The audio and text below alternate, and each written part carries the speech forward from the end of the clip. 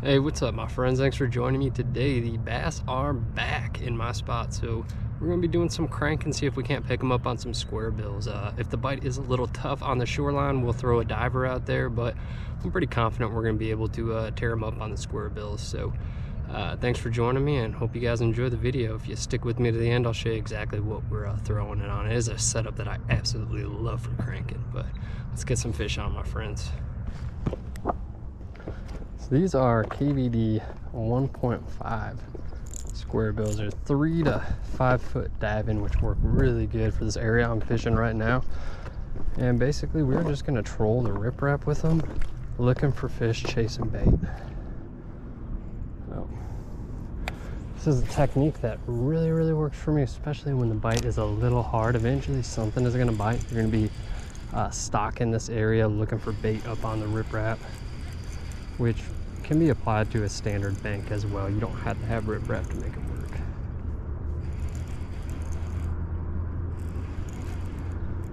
I was obsessed with these for, geez, some time.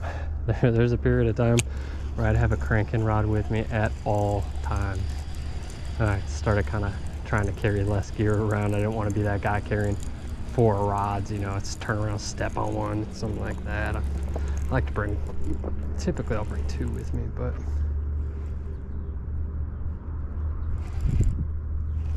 thought I had a bite, nope. But basically, if I didn't have one on, I felt like I was missing out on fish.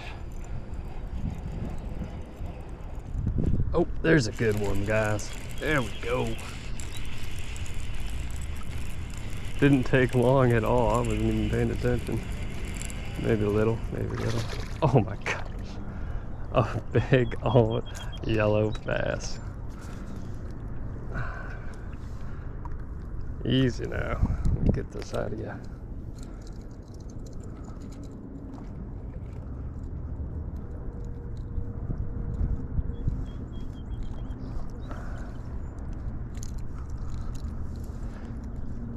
Sorry, buddy.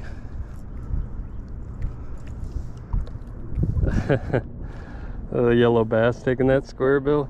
You're not what we're looking for today, but I'm thankful for you. Appreciate it, buddy. All right. Man, he hit that hard. Real hard.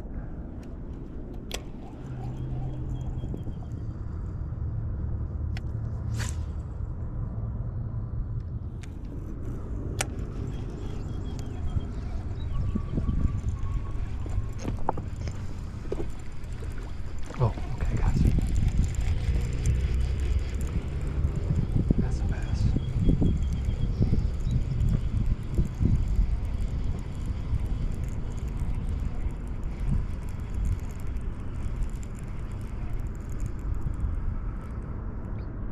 Got him. Got him. Oh yeah, that's a good one. So when you're fighting these, keep that rod low or parallel if possible, because when they jump, they're gonna spit that bait. Oh, beauty. Barely got it. Oh, get up here. Oh, yes. Look at that, my friends. Look at that tank. Oh. Also be careful on hooking them. All right. That is a beautiful fish. Yes. Make my day, why don't you? Let me show you on the big cam that first fish of the day. Oh, we're gonna have a good day today, guys. It's gonna be a good day. Oh, and there's another one making some noise over there we're gonna catch. Good, the camera is running. Look at that fish. Oops, look at that fish.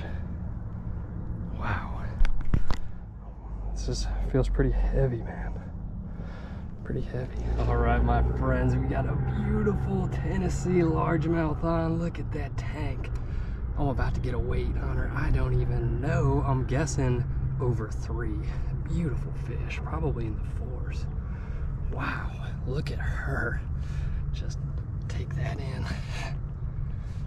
Man, you are the most beautiful fish I've caught all year. I am thankful for that. All right, I'm gonna get a weight on her real quick and then get her back in the water and we'll get some more on. I think it's gonna be a great day.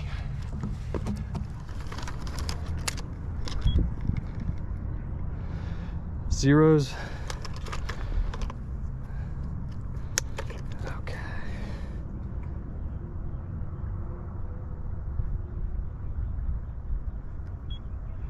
2 pounds, 14 ounces, and 3/8, so almost 3. Let's do that one more time. I don't really feel good about that. Okay, we are zeroed out. Sometimes these scales can be shoddy. 215 1/4. All right, this is a beautiful fish. A very long one. Get her back in. Thank you.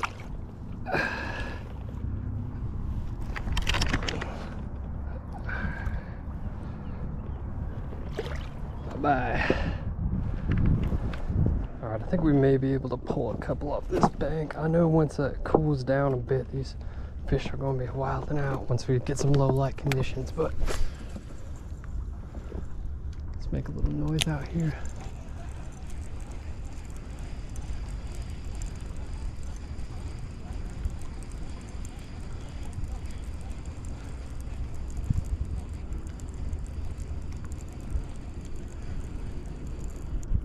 There's a nice fish. Oh yeah.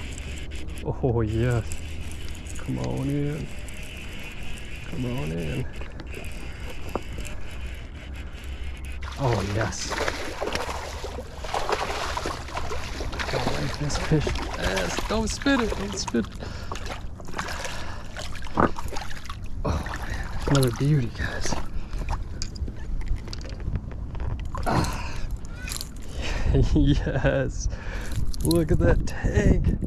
We are bringing them in.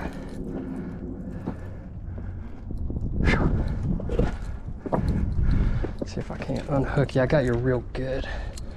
We're gonna get some pliers for this one. He looks like he's gonna wriggle that right into my hand. I should say. Beautiful, thank you. What a day. I think this is bigger than the last one for sure. Oh yeah, great. Got a great hook on this one. Yes.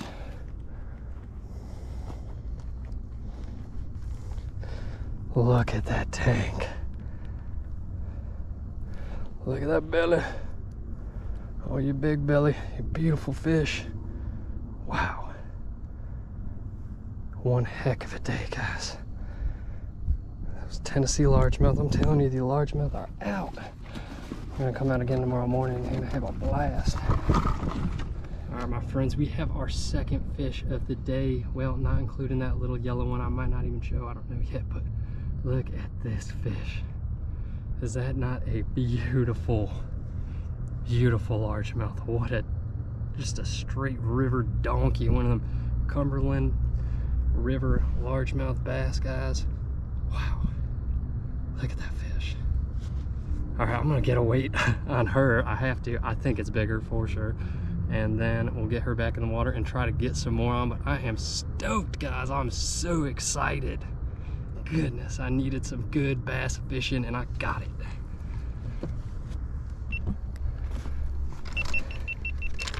All right. Zeros. I'm gonna guess this is at least 3.5. I overestimated the last one. This is a big fish though. 3 pounds, 7 ounces, and 1/4. Yes. Oh, you beautiful fish, you.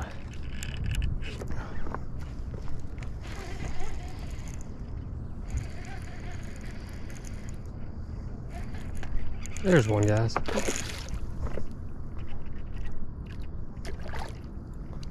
Fighting hard. Pretty fish. It's like a largie. All right, had been a hot minute since we got a bite, but this sure is nice. Let me get some pliers for you, my friend. Wow, real wriggler right there.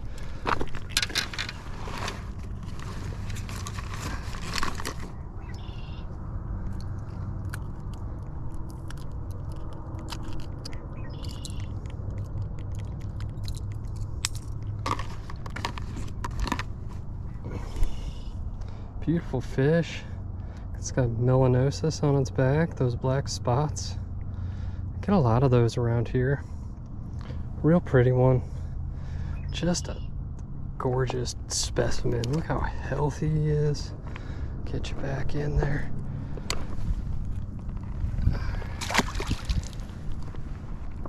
All right, we have 3 on. Hey, what's up my friends? I hope y'all enjoyed the video. I had a great time making it as always. Caught some beautiful fish. It is late here. I'm gonna make this one kind of quick. I gotta get to bed. I gotta wake up, go fishing at the crack of dawn, and then pick my son up. So I'm gonna try to squeeze in a few hours of fishing early, you know. That's one of the best bites around here this time of year anyhow. But we got Mars in the house. He is 100% better from that little hot spot thing he had going on because of your allergies, buddy. It's all right. I get allergies too sometimes. He's super happy, doing very well. Anyhow, guys. So I mentioned I'm super into crankbaits. I used to fish them all the time. We got some beautiful largemouth on first off, and a couple days ago it was all spotted bass, which is, I love spots, so it was really cool. But these largemouth coming in was really awesome as well. I'm stoked about it. Some beautiful fish on. Biggest fish of the year, that 3.7 pounder. Well, I did have a real big one in January. I didn't weigh it, unfortunately. I went to weigh it and my scale was dead. That's what happens when you don't carry backup batteries on you. You know, that thing will click on in your bag and you don't even notice it. But anyhow, we were throwing the KVD 1.5. Now, I do love these crankbaits. They're extremely reasonably priced. I mean, it seems expensive for a bait that you're probably gonna snag eventually, right? I always bring a good amount of these with me. They're like, I don't know, $5 and some change, but for the quality and value, I think it's a pretty solid price. I mean, let's be real, crankbaits run up to like $10, sometimes even more. I think the average price I'd say is probably around $7. So it's affordable.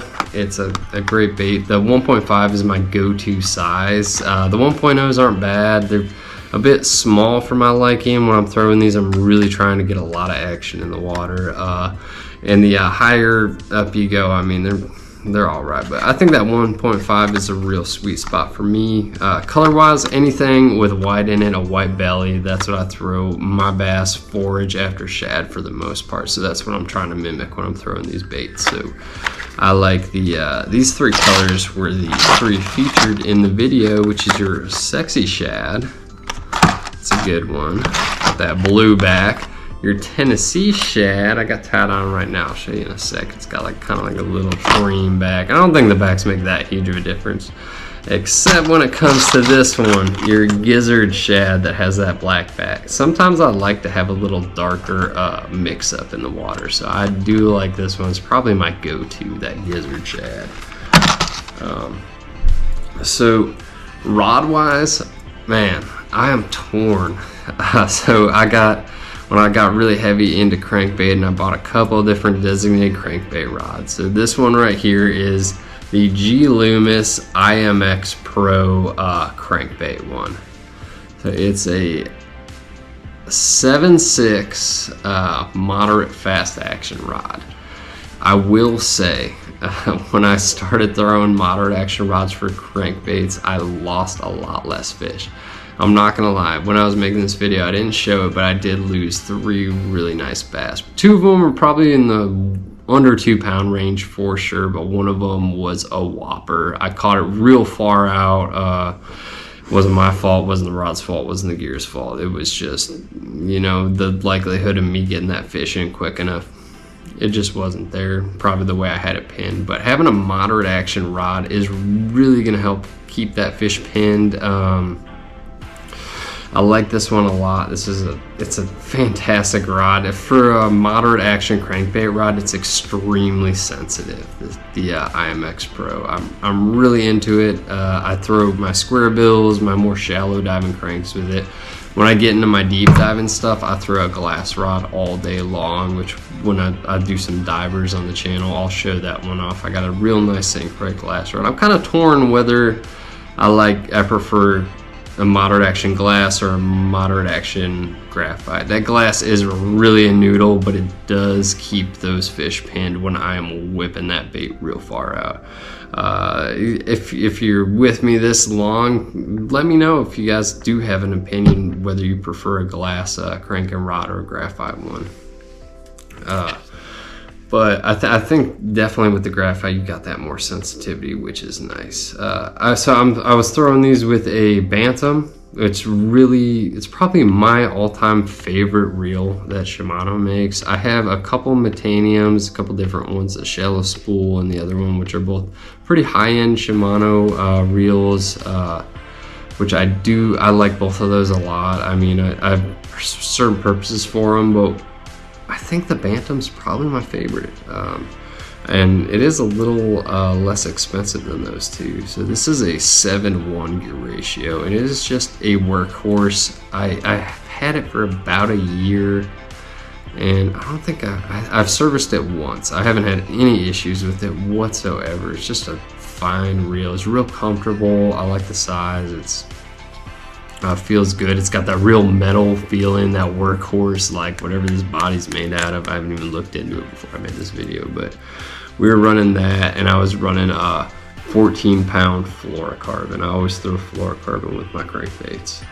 Anyhow, guys, I hope y'all enjoyed the video. I had a great time making it, as always. I will keep doing a lot of cranking on the channel. This is the first crankbait episode I've put out this year, so I'll keep it up. But guys, take care of yourselves, take care of each other, and get some good fish on. I will see you all soon. Take care.